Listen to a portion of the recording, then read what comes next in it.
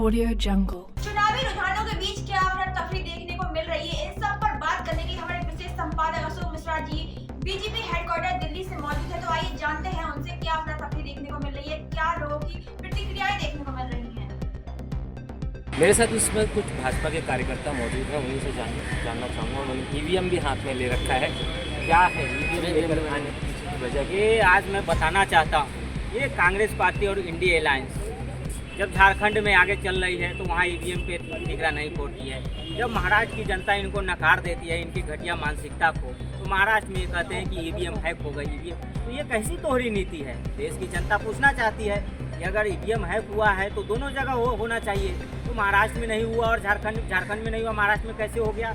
आज महाराष्ट्र की जनता ने इनको नकारा है, उसका सिर्फ एक ही कारण है कि जो योगी जी ने और मोदी जी जो मंत्र दिया था कि बटेंगे तो कटेंगे और एक है तो सेफ है, इस मंत्र को लेकर तमाम देश की जनता ने आगे बढ़ा है। महाराष्ट्र की जनता ने वोट किया है और आज वहाँ भारतीय जनता पार्टी सरकार। इस मंत्र की बात करें तो ये मंत्र झारखंड में क्यों नहीं चला? वहाँ पे भी तो ये मंत्र दिया गया। झारखंड में आपको समझना होगा, जिस तरह से वहाँ की जो सरकार थी अपने वोट बैंक को बढ़ाने के लिए बांग्लादेश से घुसपैठिए लाए हैं, रोहिंग्यों को बसा के वहाँ पे आधार कार्ड बनवा रहे हैं, उनके वोटर आई कार्ड बनवा रहे हैं। तो कहीं ना कहीं जो है कि हम उसमें मात खा रहे हैं। एक तरफ झारखंड में जो है आदिवासियों के साथ अत्याचार हो रहा है, आदिवासियों का हाथ छीन के जो है अपने वो वोट बैंक मुसलमानों को देना चाहते हैं और हम इसके खिलाफ है।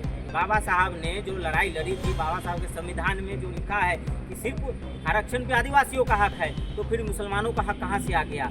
आपने सुना होगा कि चुनाव प्रचार के दौरान कांग्रेस पार्टी के नेता ने कहा था कि गैस सिलेंडर जो मिलेगा उसमें घुसपैठियों रोहिंग्यों को भी मिलेगा। ये कौन सी नीति हुई भाई? ये कौन सी नीति हुई? तो कहीं ना कहीं झारखंड में भी हमारा वोट बैंक बढ़ा है, परसेंट बढ़ा है, आगे हम उस पर काम करेंगे। लेकिन जो मंत्र है उस पर काफ़ी लोग जो है कि हिंदू एक हुए हैं, हिंदू एक हो रहे हैं और आगे भी एक होते रहेंगे। और ये नारा तमाम हमारे हिंदू भाई बहनों को आगे बढ़ा रहा है, हमारा मनोबल बढ़ा रहा है।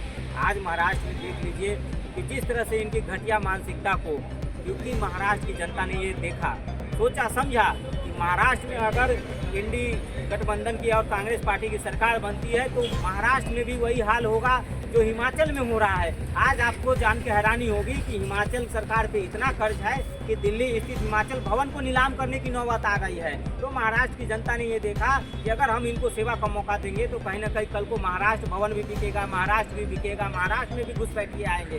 तो देश की जनता ने इनको नकार दिया है और आने वाले समय में आप देखिएगा कि किस तरह से विकास होगा महाराष्ट्र में। और भी कई सारे विकास हुए, आप जाके देख लीजिए, अंडर वाटर टनल बना है, वहाँ पे क्या क्या विकास के काम हो रहे हैं। तो विकास के काम तो देखिए, अगर विकास के काम की बात करें तो विकास का काम झारखंड में भी हुआ है। विकास का काम सभी जगह हुआ है। विकास नहीं, मैं इसका खंडन करता हूँ। विकास का अगर काम होता तो वहाँ के मुख्यमंत्री जेल नहीं जाते। विकास का काम होता तो वहाँ पे उनके ऊपर भ्रष्टाचार का आरोप नहीं लगता। अगर विकास का काम होता तो चंपई सोरेन को पद से जो है कि इस्तीफा नहीं देना पड़ता।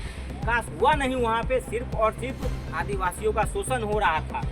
लेकिन एक वक्त आएगा जब झारखंड की जनता भी भारतीय जनता पार्टी को सेवा का मौका देगी।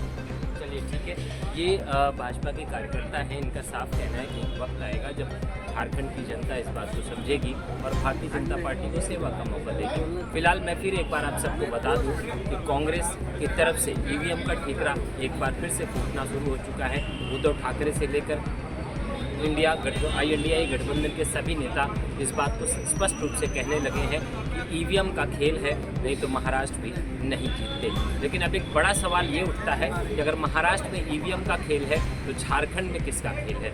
झारखंड में तो इनकी सरकार बनती नजर आ रही है, वहाँ ईवीएम पे कोई ठिकरा नहीं फूट रहा, लेकिन महाराष्ट्र में ईवीएम पे ठिकरा फूट रहा है। ये दोहरी राजनीति आखिर कब तक?